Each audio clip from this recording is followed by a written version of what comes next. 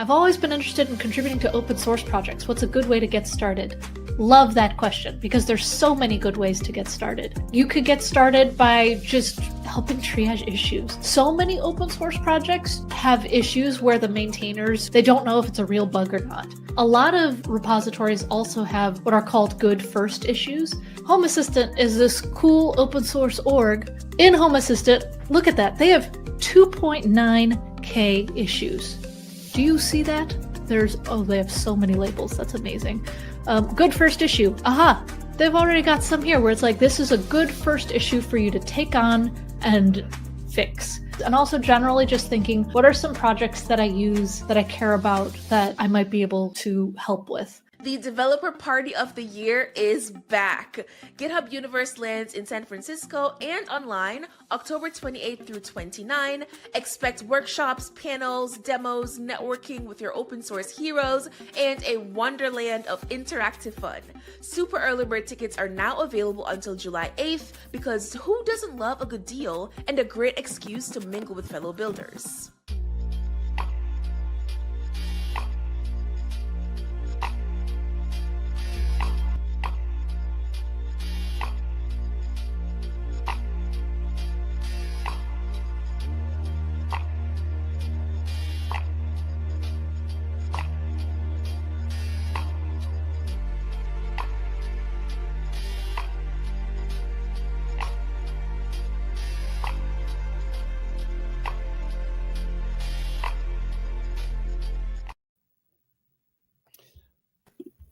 Good morning, good afternoon, and good evening. Welcome to Open Source Friday. We are here with some fabulous friends, Darren and Namee Oberst from LLM-ware, to celebrate and kind of showcase what they're building in open source generative AI. And we're super excited to have them join us on this session. And this is actually a really serendipitous opportunity for me to join as a co-host for Open Source Friday because it is my first time, and it's also a re-meeting with the team since our last connection at GitHub Universe from the GitHub Accelerator. So welcome, Darren and Namee, to the show. We're excited for you guys today. Thank you so much. It's such a pleasure to be here. And you're right, Kevin. It's such an awesome reunion. I'm wearing my fabulous t-shirt that we got from GitHub Universe. Everybody get tickets. You should go. It was the best thing I went to last year. Oh, I love it. That's super exciting. And thanks again for joining last year. It was such an awesome opportunity to have you guys join us and celebrate the alumni of the Accelerator and also just what you guys are building. So thank you. Maybe just to kind of kick it off for everyone, maybe some introductions to you guys, both kind of your backgrounds, what you're building at LLM-ware, and how you landed on the project and technology. It would be awesome to hear your story a little bit. Yeah, sure. I'll get started. So LLM-ware is an open source platform for using small language models to run RAG and agent workflows. It's very simple. We really focused from day one on building locally, privately, safely, securely. And the reason why we started this project is because of Darren and my collective experience and background. So just for anyone who hello, I'm Namee. My background is I actually started as a corporate attorney, believe it or not. So I have a very strange background, I think, for GitHub. But I started as a corporate attorney in California and working at a big law firm. And I was also general counsel of a large public insurance brokerage company. And I was working with thousands and thousands of documents and handling mergers and acquisitions work. And I was going through thousands and thousands of documents looking for assignment provisions, going, surely there has got to be a better way to do this than to do all of this manually. So that thought has always stayed with me. And I was always looking for an opportunity to automate workflows like that were very fact intensive, document heavy, but critical to a lot of processes. So then I was really thinking about this. How do we action this? But because of also my legal background, I wanted to deliver this safely and securely and privately. So to make sure that all that data remained inside the enterprise walls, that none of that data had to leave. And so we started looking at the the form factors that would make this possible. How do we use the smallest models possible? How do we action this in servers or potentially on devices? So that was the genesis of all of this. So Kevin, I remember when I first met you a little less than a year and a half ago, we were talking about small language models. It wasn't a popular thing like it is today. I think now virtually everybody knows about this. But fortunately, when you interviewed me for GitHub Accelerator, you had, thank God. Love it. So thank you for that. And so you saw the vision and really believed in what we were building. But that's the genesis of why we did that. And then why open source? Because we really think that AI is a foundational technology that is going to reshape the way that the future of work. And so we want to build in a very transparent, community-driven manner with feedback from the folks in GitHub and all the developers. And it's honestly given us a tremendous opportunity to interact with so many, like thousands of developers from all over the world. It's been stupendous. So we definitely made the right decision to build an open source and like really, really loved every minute of that experience. Darren, you want to just go ahead? Yeah. Darren, do a quick introduction. That'd be great. Yeah.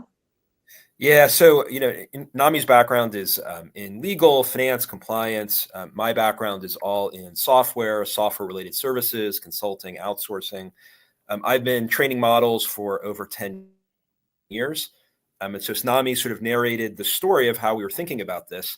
We saw a clear use case. We had a good understanding of the technology. Really, Llmware then came out of the intersection of that, of how do we start thinking about how to bring to bear the latest advances in generative AI to solve those kinds of problems. And that's really what was the spark behind creating Llmware. I love it. One thing I'd love to kind of continue down the journey of how you chose to double down on small language models versus some of the large language models, and like what decisions went into that, especially when you think about an open source project. Mm-hmm. So when we started, I think we're truly pioneers like in the space, and that we were really one of the first projects to really like just go all in and in that. And that's because we were just maniacal about it needing to be private and secure. So so that right away, just because of hardware constraints, just eliminated a lot of the really larger frontier models. We do provide the option to obviously link with those larger frontier models, but we are small language model first. So we had, because of Darren's earlier work with LLMs and AI, we knew that the small language models were actually quite exceptional. Mm-hmm. People just hadn't experimented with them. They weren't familiar with how to use them. So even when we started, we thought they were great. But even from when we launched an open source to today, the models have gotten so incredibly good, and they get better almost by the month. It's incredible, the rate and pace of innovation, especially around small language models. Really? I think around frontier models, there's talk, maybe some of the training and all of that, their capability has plateaued a little bit. And honestly, like how much more do you really need it to do? But in the small language model space, there has been tremendous acceleration of innovation here, capability. And then when you couple that with a hardware innovation that is happening to run these small language models on device or in data centers, it's really an untapped opportunity that I think will be we think the de facto way to run AI in the future. The compute capability is too good and the model capability is too good. And then we will plug that, one of our favorite models truly is the Microsoft 5.4. Still, awesome. Really an exceptional model. Can't wait for the next generation. Yeah, no, really. I love it. Go ahead. I think there's also just, starting with what Namee said about sort of the business case that we were looking at. For most enterprises, uses of LLMs are grounded. It's closed context. It's our documents. It's our data. It's the intersection of that with models. And what we saw really, really early on is that if largely what you want to use that model for is in one form or another, reading, extracting, analyzing, summarizing, classifying a set of grounded source materials, you can use much, much smaller models at much lower cost, much more practical to fine tune and adapt to be able to connect to those documents and get the exact same results. So that whole RAG orientation, I think, was a big part of it also, in thinking small models are going to be the way to do this.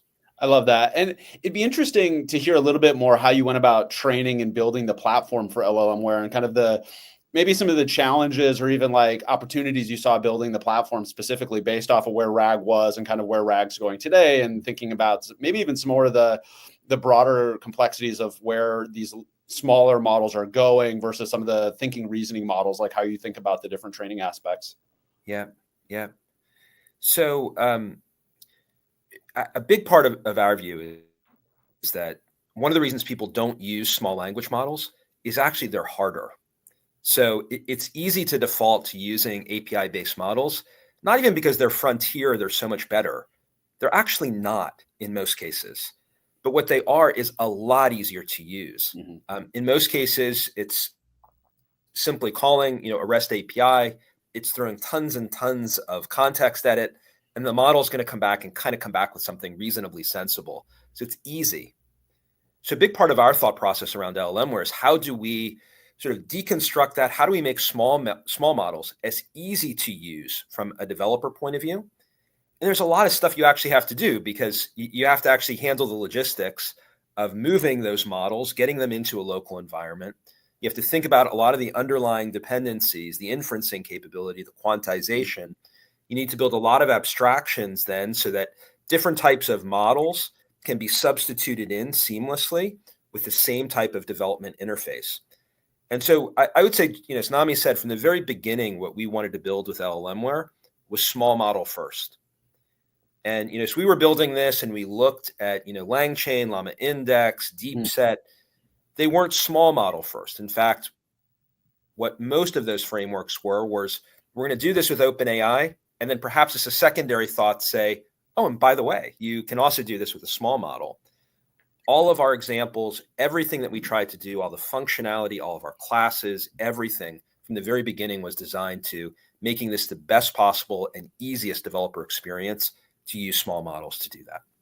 I love that. It'd be interesting, as you thought through not just the small language strategy, but thinking about how open source specifically may have helped catalyze the technology adoption, and also how that may have helped build your community around. I mean, one of the things that Namee and I talked about when I first met you was it was interesting to see the uptick in the community wanting to build around open source small language models, private local AI, and the differences between some of the public things out there and like the large language models. And so I'd be curious to get your thoughts on like why the open source community adopted this so quickly, and how maybe is helping LLMware broadly as you think about folks leveraging the technology.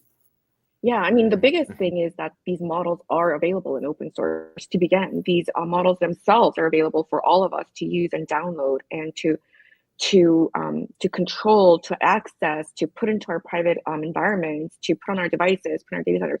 Like, they're all open source models. So that's a huge difference in terms of adoption in open source. So I'm sure everybody who knows LLMware knows about all these amazing, incredible models and Hugging Face. I mean, there are over 1 million models in Hugging Face that we can all access. So I think of accessibility, the transparency as being a critical component.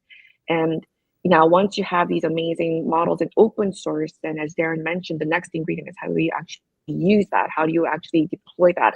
How do you actually run the inferencing around that? So that's the piece that we work with. But we honestly, obviously, couldn't have this platform if we didn't have the amazing models to start with, that we can start to not only use just in itself, but also fine tune and to to train and quantize. Darren, do you want to add to that? Yeah, I was going to say it's adapted some of our strategy as well. So when we first launched LLMware, the truth is a lot of small models had a lot of gaps. The whole series of Llama models, Mistral models, the Phi 2, 3, 4 have happened. Quen has just, I think, taken it to a completely different level. As all of that has happened, it again has expanded the kind of use cases and opportunities of those models out of the box without doing any further fine tuning of it. But part of the whole LLMware story is we started fine tuning small language models for particular use cases so that they would work better. And so our fine tuning strategy has probably evolved over time as you have more and more in the box out of the kit with that base small model. The type of fine tuning that we're doing today is just for very specialized use cases, whether it's an industry specification or a very specific kind of function calling, because the models themselves have picked up a lot of those capabilities that you used to need to do fine tuning just 12 or 18 months ago. That's amazing. As you think about maybe just double clicking on that, the pace and velocity of models, capabilities and features, how are you rolling that new technology into the platform and continue to innovate on what you deliver from LLMware itself? It's a okay. Yeah, go ahead, Darren. No, go ahead, Darren. Okay. We're so excited. It's a fantastic question. And again, it's part of the value that we see of an LLMware as a framework, which is if you are a developer and you only want to work with one model and only one model, it's actually pretty straightforward to do that. You write a few lines of code and you can do it. But part of what we're trying to create with LLMware is essentially that abstraction layer. It makes it really, really easy that, let's just say you're in love, with a model from Mistral, and then the new model comes out from Qwen, or 5.4 Mini comes out, and you're like, basically, I want to take a whole bunch of code that I've written, but I don't want to have to change the code too much. I want to basically just snap in a new model name and have everything continue to flow and work. I don't want to have to get into the different tokenization schemes, the different generation parameters, the different special tokens and prompt wrappers that they have around this. I don't want to worry that I built something specific to this model that's now not working with that. So that's a big part of what we tried to build into LLMware is you don't have to think twice about it. Your same code should run and work completely independently and just swap in and swap out models as they continue to progress. The other dimension that we'll actually show in the demo is one thing that is coming in a big wave with smaller open source models is, multimodal, multimedia kinds of capabilities. And, all the latest wave of models over the last probably 3 to 6 months out of the box have those kinds of multimodal capabilities built into them. So we see that as an important direction. And generally speaking, I think almost anything that people are talking about today with an OpenAI or an Anthropic, probably over the next 6 to 12 months, a lot of those capabilities will be packaged into smaller models. And, LLMware, what we're going to try to do is help people exploit those kinds of technologies and do really powerful things with it, locally and privately. That's awesome. I agree with you on kind of rolling features from large down to small. And also, I'm really excited about local multimodal models. I think that's going to be a really interesting capability for a lot of these applications. One thing I'd love to kind of unpack too, and we'll as you dive into the demo, we can talk about it a little bit more. But can you talk a little bit around the importance of security and compliance within the open source project, but also kind of how you think about your users and how they think about it as well? Yeah, so LLMware, the whole design, because of, again, our background and the premise of it is really designed with privacy, safety, security in mind. So we are, I think our tagline is, we built it for highly regulated industries, because we know that these industries are extremely sensitive about the data that they share, or they potentially can't even share without a lot of user permissioning. So we want to really build that into our platform. So we have a lot of safety, privacy, security features built in also in terms of model safety checks, et cetera, into our platform. But we believe that just from the get-go that as enterprises got familiar with the way that they would deploy AI, we understood that they would experiment first with the large frontier models. And then it was literally our bet that the small language models would get better and better over time, so that those use cases that were being, used in POCs or in initial phases with, the large frontier models would get moved down to the small language models, and then literally brought totally maybe on-prem or completely within their own enterprise security zone, so that none of that data needs to leave. And then obviously we're delivering that with our, we can also do that with our open source repo, but with our commercial product onto devices. So we work a lot on, AI PCs and how to deliver that capability with no code even on AI PCs. So all this is really the form factor, just like what happens in history, right? Like from mainframes, like moving all the way down. I think that history is repeating itself, and that's really our hypothesis. Yeah, yeah. And from a library point of view, we don't have any telemetry.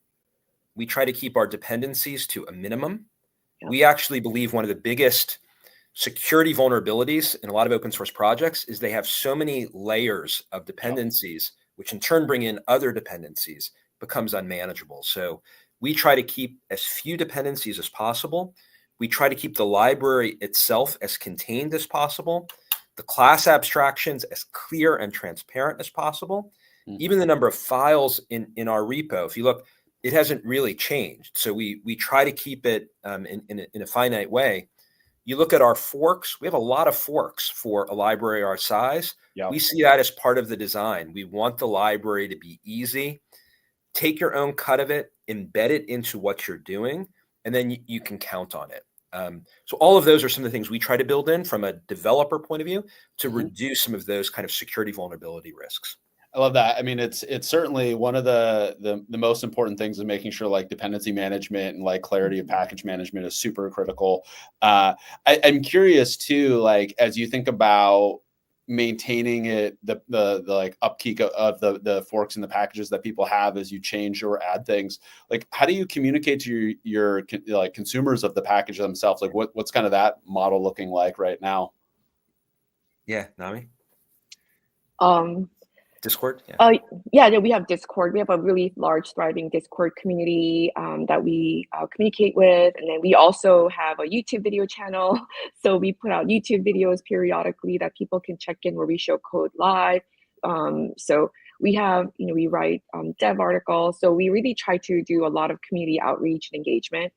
And also we're actually super accessible. So one of I think like, it might be a small thing to some folks, but it actually wasn't to me. Like, I love it when people reach out to me and they're like, hey, this is like the first time we've actually contributed code ever to GitHub.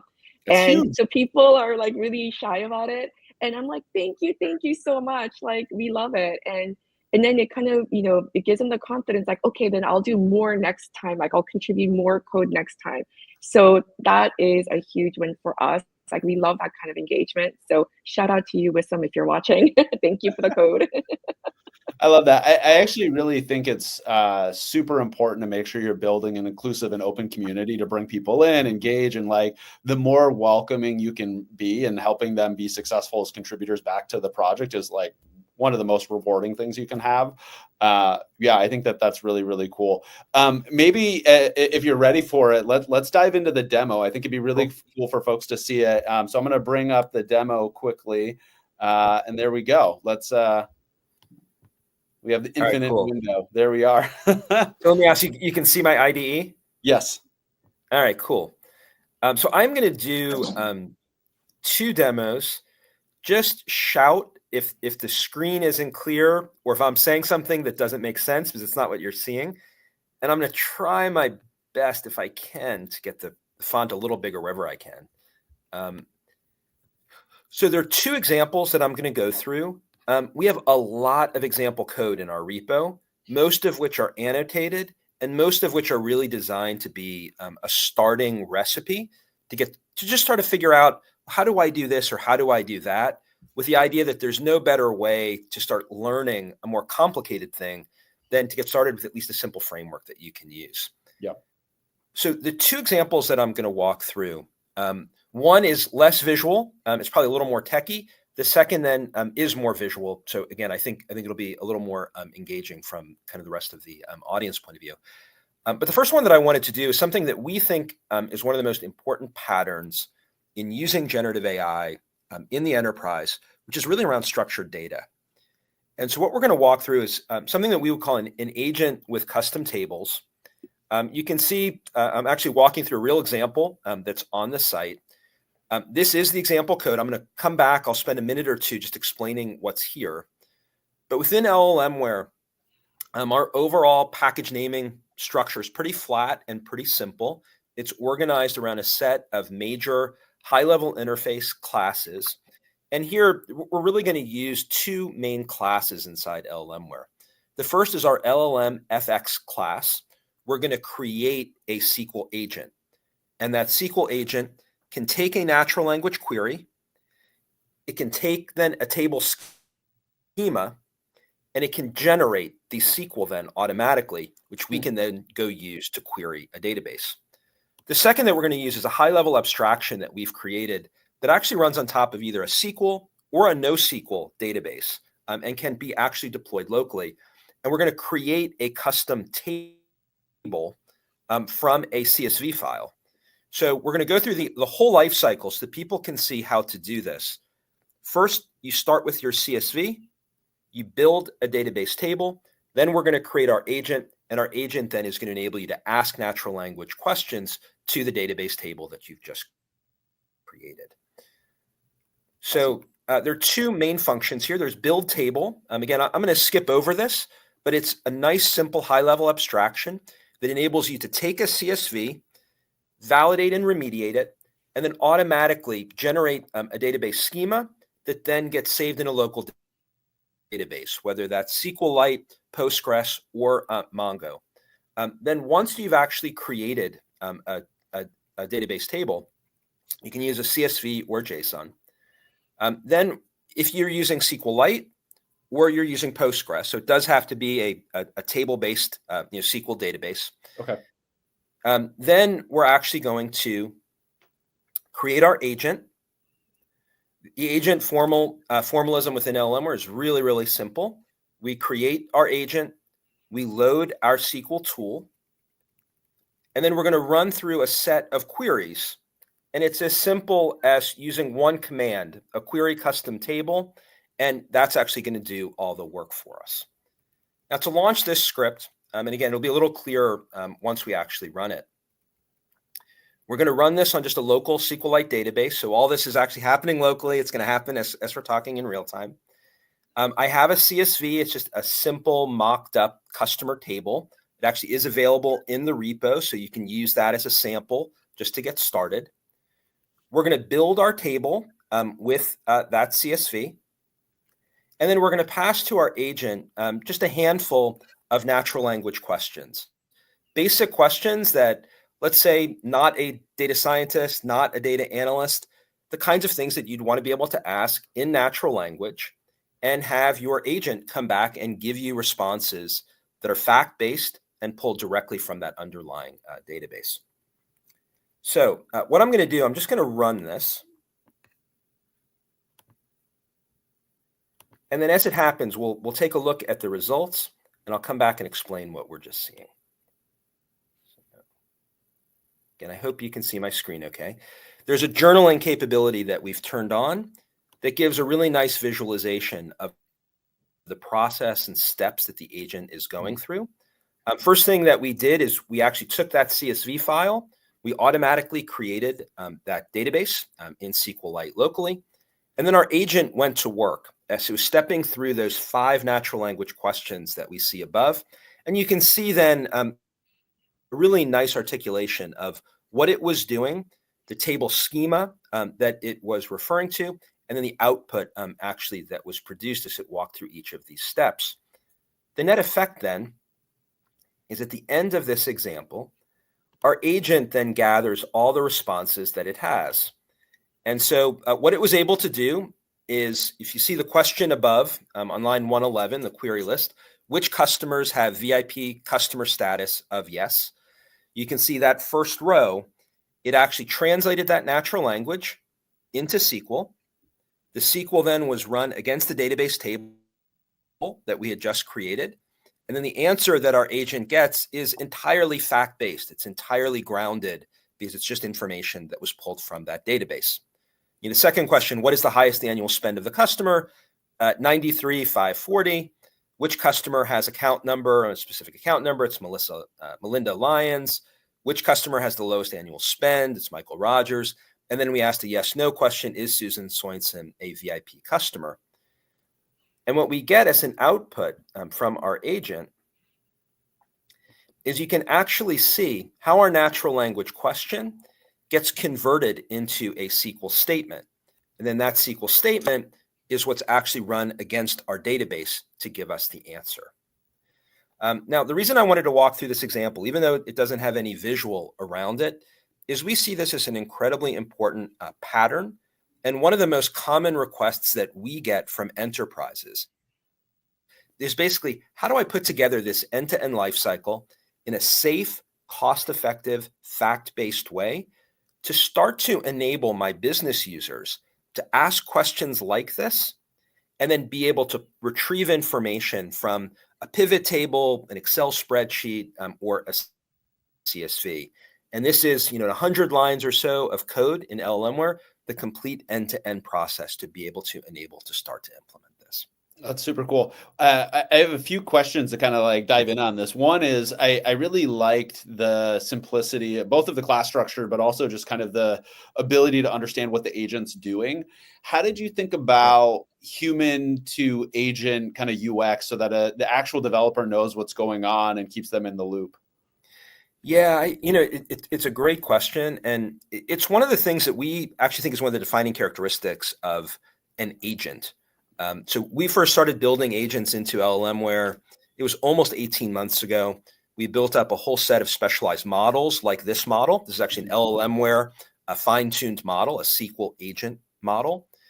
But what we really believe is that people want to be able to have, in effect, a common sort of whiteboard or a scratch pad that as you have multi-step processes, that all of those processes are transparently writing key output and descriptions of what they're doing to that shared space that then is fully discoverable in a lot of different ways. Of course, it should be discoverable agent to agent. So as you step through steps in a process, let's say step 5 in that process should be able to come back and see output from step 4 or step 3.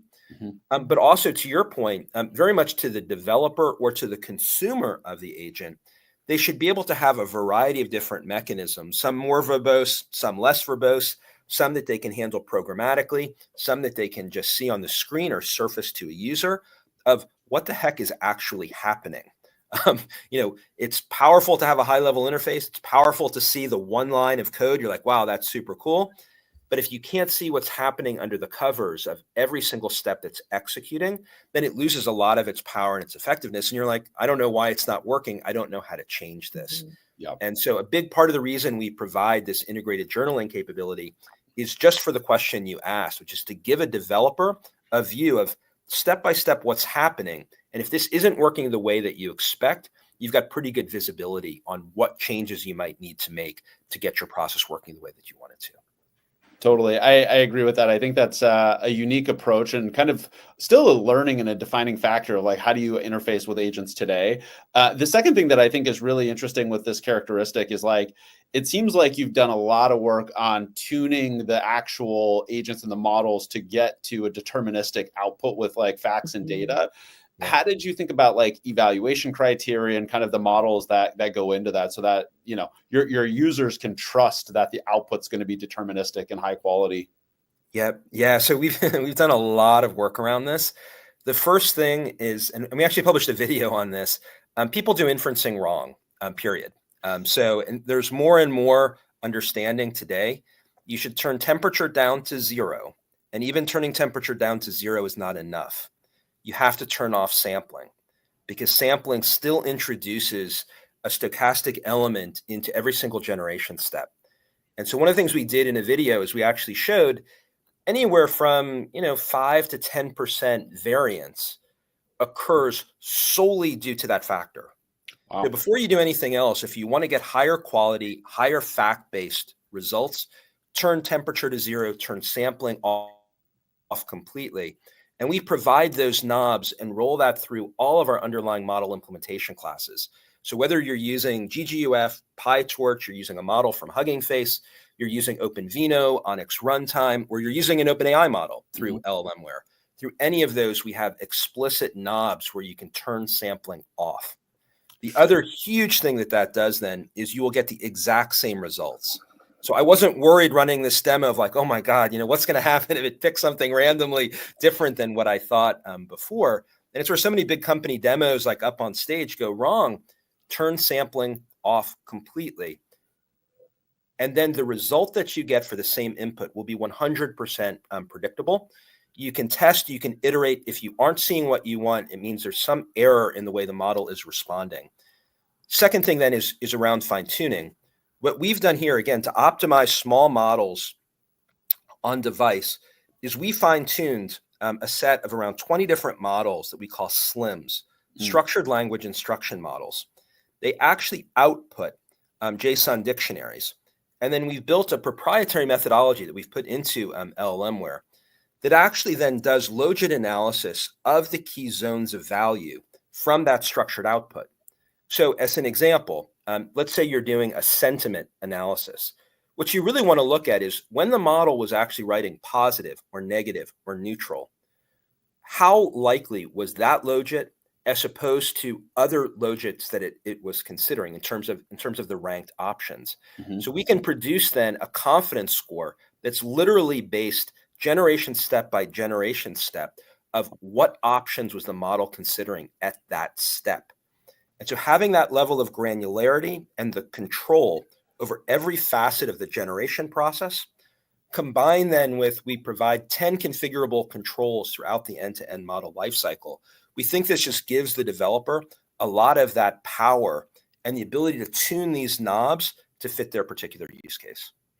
That's really cool to hear. I have two follow-up questions on that. One is around observability of kind of what's happening. So obviously you see it a little bit in the output there, but again, to your point on the reasoning steps across the models, the determinism across it, like how do you provide that as a feature within LLMware, and how do you think about it as a construct that organizations or users should be using and kind of evaluating the models? Yeah, look, coming back to a few of these questions, I mean, the key word from our point of view is transparency.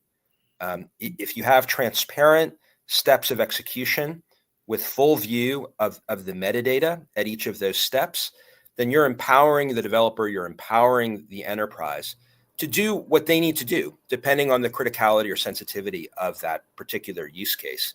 So we expose, and I actually have to turn off some of those knobs just to give a demo, because we can just bury you in all the metadata that's gathered step by step by step.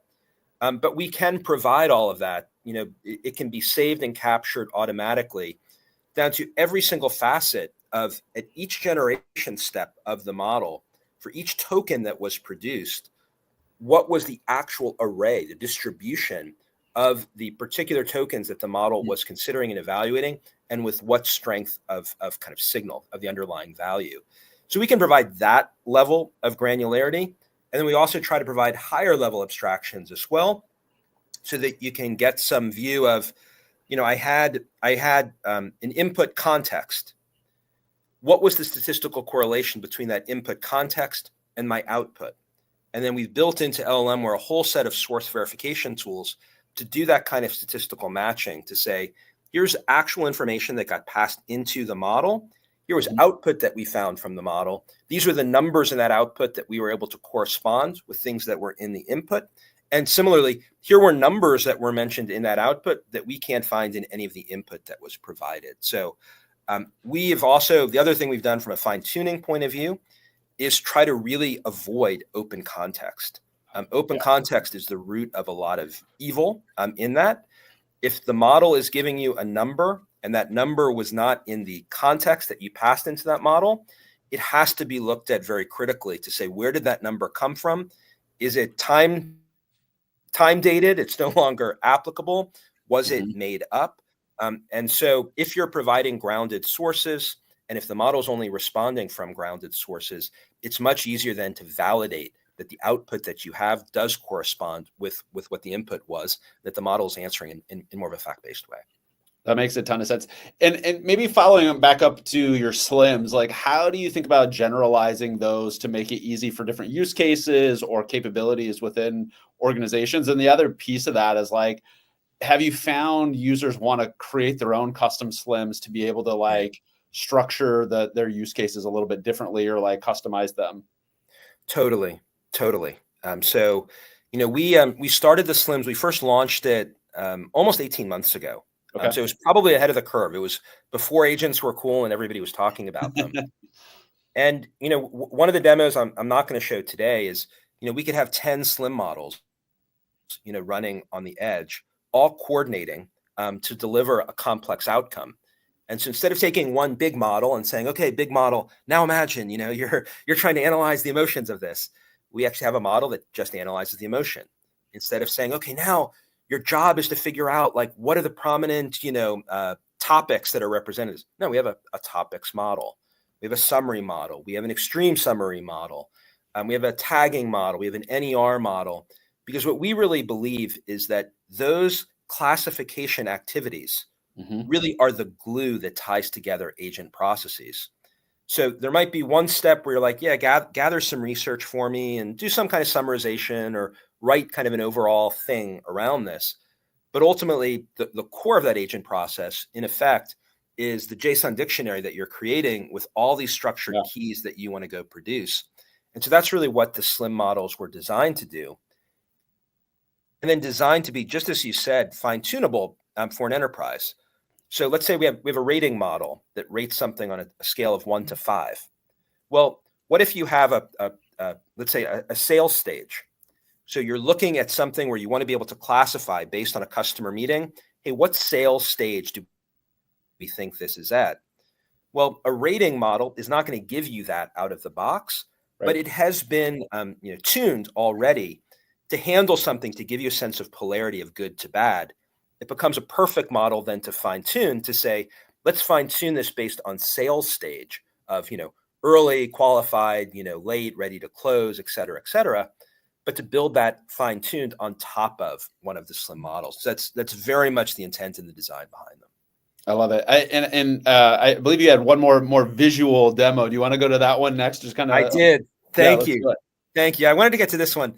One of the questions you asked is, where do we see this going? And a lot is going to be around multimodal or multimedia, but it's going to be around text to image, image to text, image and text to text plus image. It's going to be handling speech input. Over time, it's going to be video input. And so we wanted to create, this is a relatively new example, and it's actually going to take advantage of the hardware that I happen to be running from. Which is, this is an AI PC. It's running, Windows 11. It's an Intel Lunar Lake machine that has a CPU, GPU, and NPU. And what we've created, we've pulled in two of our favorite libraries. And so we wanted to give a shout out to them in open source. That's the beauty of open source. It's to promote other great libraries. And so the first one that we wanted to promote actually is PyWebio. For people that have used Streamlit or Gradio, I think it's something that for every Python data pipeline developer, you're looking for simple, lightweight UIs that you can wrap around your code. PyWebio is hands down our favorite. We love the library, so we're actually going to showcase it, but you would have to actually pip install PyWebio. We are going to be using that in our example. And then the other one that we just love and we've done a lot of work with is OpenVino. OpenVino is going to be the key to actually accessing that GPU and the NPU on this device. Awesome. To give you a quick view of the code, and then we'll dive into it, we're going to create basically 3 bots. And to do that, Kevin, as you sort of highlighted, we have a really simple class abstraction. First thing we're going to do is we're going to build just a simple text generation bot. This bot is actually going to run on our CPU. It's going to be Phi3, a GGUF version. Okay. And you can see the simple formalism. We just load the model by model name. And then the actual generation, it's designed as a streaming function. We're just going to call stream and pass the prompt. And then we've wrapped a little bit of PyWebio code around it that's going to display all this on the screen. That's the first bot that we're going to create. Okay. Great. The second one, which is where it starts to get cool, this is kind of the headline of this demo, is we're actually going to have a text to image model that's going to take the prompt we have. This is going to run on the GPU, same simple formalism to load the model. And then we're actually going to generate the image. And then the third is we're going to have a specialized SLIM model, just as an example, that's going to run on the NPU. And it's just going to provide a topic classification of the text that was generated by the first bot. And maybe for the folks that haven't done CPU, GPU, and NPU on an AI PC, like how do you think about model selection for each of those? How do you think about maximizing like usage and energy on the device across the models in those cases? Yeah. So go ahead. So basically it depends on the laptop or the unit, the device that you have. And it depends on the memory that you have and the actual hardware capabilities. So the defining characteristic of an AI PC is that they come with an NPU, which is a processing unit that's really designed to process AI workloads in a much more energy efficient manner. And I think most of the laptops that have come out from Intel, a lot of them from the last 5 years and back, have had some kind of a GPU component in them that can already run the AI. Mhm. And then, of course, your CPU capability also hugely determines the kind of models that you run. So I know a lot of people have 8 gigabytes, but we really recommend 16 and over for Mhm. running AI workloads on device. So we think memory is a huge component of being able to run AI on device. And then, of course, that depends on whether you have an NPU or a GPU. We quantize the models actually differently for GPU than for NPU. So there are models that are quantized for NPU versus a GPU. And we make all those variations actually available in our Hugging Face model repo. So check them out. For Intel, for instance, you'll find that with it'll be the name of the model, and then you'll see OV. So that's the Open Vino quantization. And then if it's for NPU, it'll say NPU. But the majority of the models that we have available are for GPU, but we also have like 20 models for NPU as well. So we really try to quantize as many models as we can to run on NPU, because that is really the latest and greatest technology for running AI and available on your AI PC. Darren, go ahead. And the only thing I would add, OpenVINO and Onyx Runtime are really two critical, Absolutely. low-level graph building and Right. quantization libraries that are absolutely critical to being able to tap into that capability on GPU and NPU. Awesome. All right, so you open up our bot. I thought sometimes pictures worth 1,000 words, so we just dive in. Very, very simple UI, but again, one of the things PyWebio does beautifully is there's no JavaScript. We didn't have to bother with any of that. We can have our core logic that we developed. Instead of running it off the console like we had in the last example, here we at least have a nice, simple UI just to be able to demo kind of a new concept. Mhm. Now, what this bot is going to do, again, 3 different models are going to run. One on the CPU, one on the GPU, one on the NPU. Now, this is sort of more of a creative bot. So what we're going to do, we're just going to set a scene here. The scene is business people gathered around a conference table, piles of contracts, and they're getting ready for an upcoming negotiation. And I'll explain what happens as we start to launch this. So first thing that we're going to start to see is it is going to start to generate. And there's nothing too exciting about this. This is something we've been doing for years now. It's just starting to do some text generation, Mhm. picking up on the story of the scene that we set. But now what's kind of cool is we dynamically created an image based on that scene that we set. So we define the scene, the text is being generated, That is so and then cool. we get a pretty nice image. And you can see actually how fast that image got created. And it's decent quality that we were able to produce in just a couple of seconds. That's really Now, good the quality. last piece of it then is there was a third model that we had running on our NPU, which was a different specialized kind of model. It wasn't just generating text. It wasn't generating an image. Here, this was, let's say we wanted to do some type of analytical work, maybe analytical work that we would want having processing in the background. Here is just very simple. It's a simple slim model. Just said, what's the topic that you see based on the text that's being generated. So let's run the next step. And it's just a little scene. I copied and pasted this just so I don't have to type it over and over again. All right. This time, though, when I run this next step, right, they got all their papers out. They're preparing for the negotiation. Now they're kind of getting agitated with each other.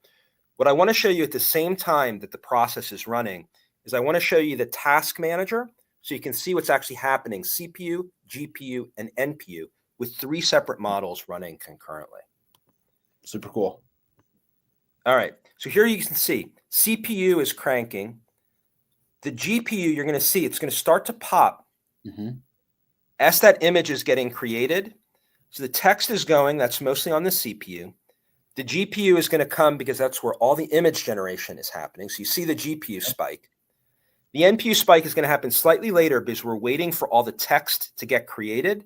And then that text is what we're going to pass to the NPU. So you'll see quickly a big spike that happens on the NPU.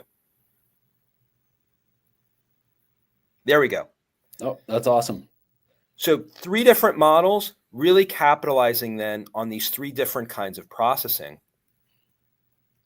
And here you can see they're getting a little agitated at each other. And again, our NPU does the classification, topics being lawyers. And then we'll just do the last one, just so we leave them on a good note. At the end, they've resolved their issues. And now the 2 CEOs are going to shake hands. And again, we can see this happening. The CPU is popping. The GPU starts to pop in parallel. And then that NPU pops slightly later once we have all the text and we actually then run the classification on it. But we believe this really shows the power of the Intel Lunar Lake architecture, what's happening with the AI PC. And as you have these multiple processors and accelerators on device, think about the kinds of capabilities it creates, multiple different kinds of models running in parallel. You can see with pretty decent speed, and to really unlock these kinds of multimedia kinds of use cases and applications. There we go. There are happy CEOs shaking hands. What a day. They went through the highs and lows and ended on a good note. That's great. That's right. This is an amazing demo. I'm really curious, like to your point, part of NPU utilization is still pretty forefront. Like even some of the stuff that we've done has seen that as just like early adoption. I'm curious, like where do you see that going with NPU specifically? How are you thinking about new use cases? How are your users thinking about that? I think it's early days. New, yeah. No, it is still early days. It is still early days, but we think that it's just literally starting to take off, and we think that there will be, as the chip manufacturers really double down on the NPU capability, we think there's going to be tremendous opportunity to develop around it. We're just getting started, folks. Like this is just the first, not even the first inning of all the capability that we're going to see. Yeah. So we're really bullish on the future, and that we're going to be able to offload a lot of the AI workflows onto the NPUs, and then coupled with the GPUs and of course the CPU capability. So much of the AI workflows that we're doing with the frontier models will be able to be moved to your local devices, right, without, obviously per token charges, with total like privacy, security, and safety. So for a lot of the workloads that are out there today and will be created in the future, we really think the future is really bright for small language models on device. And of course, if you're an enterprise working in it's sort of a hybrid mode, like tapping into the data that you might be hosting in your data center. So we don't really think of it as an all device kind of a strategy. We really think of it as a hybrid strategy for how do you seamlessly toggle back and forth between the server and the device. I love it.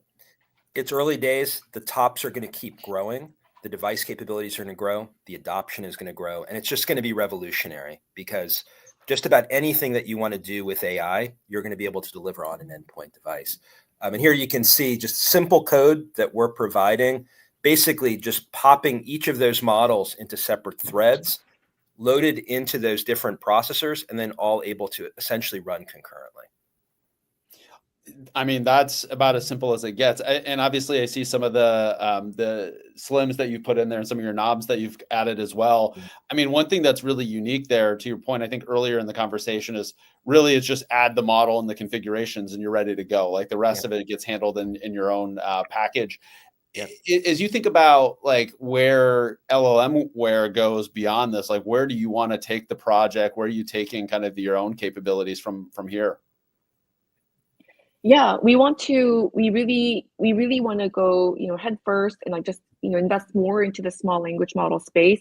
We think that there is a lot of exciting work. Again, early innings for all the NPU utilization. So, it's by no means like a solved problem to get all these amazing models onto the NPU. So we're really working with that. And then as Darren showed, like all the multimodal capability that you can run now directly on your device, I know we make it look really easy, but it actually isn't that easy. Yeah. So we want to make sure that we deliver these amazing capabilities, and by bringing it onto people's devices, like all the developers' devices, people who might not have access to all the expensive API tokens or have extreme sensitivity to data leakage, a lot of that, we think we're really democratizing. I know it's like completely overused, but the accessibility of AI to everyone.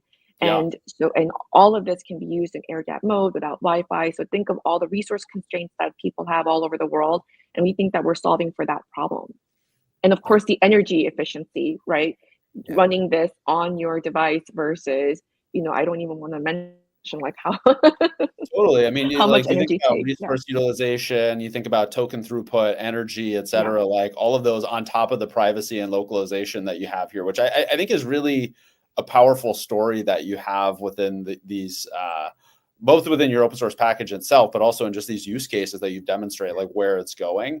And I also love the idea of where multimodal is going. To your point, like soon you'll have speech to speech. So you can imagine a world where you're adding like those models embedded into this and having like a local speech agent where you can actually engage. And it's super cool. You bet. Yeah. So again, one thing we didn't show in these two examples that is a big capability within Llmware is all of our document parsing and ingestion. So we have built in our own kind of from the ground up AI kind of native C-based PDF and Office document parsers. Cool. And then we also handle all other kinds of document types from web scraping to speech to text, all through a pretty simple common interface so that you can handle hundreds or even thousands of inbound documents across multiple types, extract all of that, index all of that content, put it in the vector database, put it in more of a collection database with all types of powerful retrieval strategies. So not only can you access all of these models, but you can start pairing it then with pretty sophisticated and complicated data and document sources. Again, all on the edge, all on device. Amazing. I love it. I know we're getting close to time. Would love to maybe wrap it up with, do you have any calls for action for the community? Like how can people get engaged with the project? How can they find you? Like what would, any last words? Yeah, everybody please check out our GitHub repo. It's Llmware. I think somebody shared a link in the earlier chat, so it's right there. Please leave us a star, a shameless plug, and then pip install Llmware and give it a try and join our Discord community. We have a quite active Discord community. Say hello, ask questions. We also have YouTube videos where we walk you through a lot of our demos, so it's very, very easy and approachable. Amazing. Well, thank you all for joining us today and all the friends that came on to see LLMware and the technology you're building. It's a pleasure to see you again from Universe and some other engagements. So thank you again for joining. It's also amazing just to see the progress that you guys have made in like a year and a half. Like I'm so excited about the demonstrations that you have. So thank you again. And would love to see you guys on the show again soon. It'd be fun. Awesome. Thank you. Thank you so much for the opportunity to be here. Thank you. Thanks all. Bye, everyone. Wonderful day. Take care all. Bye. Thanks. Bye.